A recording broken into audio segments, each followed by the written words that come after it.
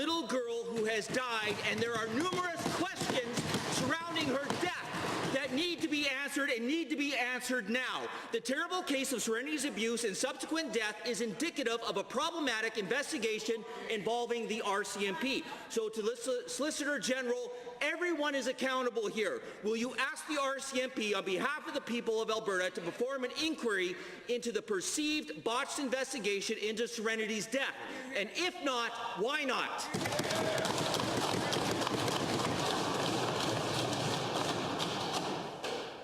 Deputy Premier.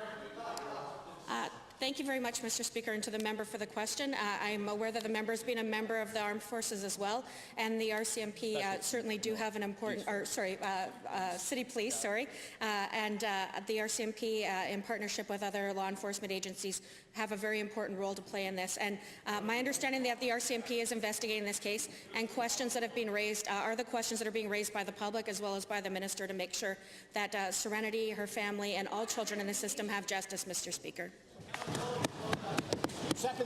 Everything needs to be public in this situation, Mr. Speaker.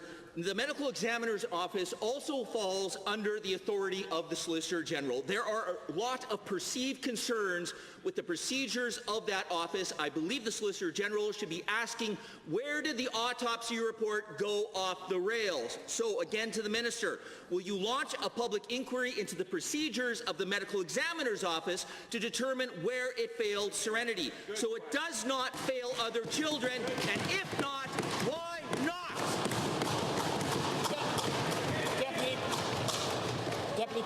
Thank you again, Mr. Speaker. And just to reiterate that the RCMP requested that the OCME not release its findings, as publications of the tragic death materials could have a detrimental impact on the ongoing investigation, Mr. Speaker, and that investigation is still ongoing. The medical examiner has remained in constant contact with the RCMP as the investigation has continued, and we do absolutely want to ensure and work to ensure, and now all parties in this House can work to ensure that we absolutely make sure that everyone gets justice in this case, Mr. Speaker, because this is something that rests on all of our shoulders, and we all feel trapped. Thank you, Deputy Premier. The second supplemental. Mr. Speaker, thank you.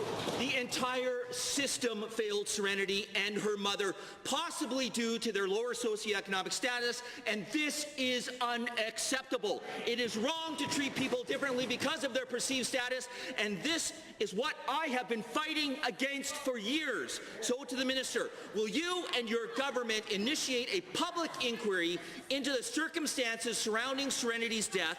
And if you don't, will you resign so Alberta can have somebody who cares take that necessary action? Deputy Premier. Thank you very much, Mr. Speaker. And the poverty of children is something that we've been working to address every day in this House, Mr. Speaker, and that's why we move forward on bringing forward the Alberta Child Benefit, as well as working with the Federal Child Benefit to make sure that families get the supports that they need to be able to stay strong and resilient and together, Mr. Speaker, whenever it's safe for children. That, of course, is our ultimate goal. And that's why we are working on both sides around addressing the system changes once children are in the system, but also keeping families strong and resilient and together, Mr. Speaker. And I'm proud to be a part of a government that's standing up for families, Mr. Speaker.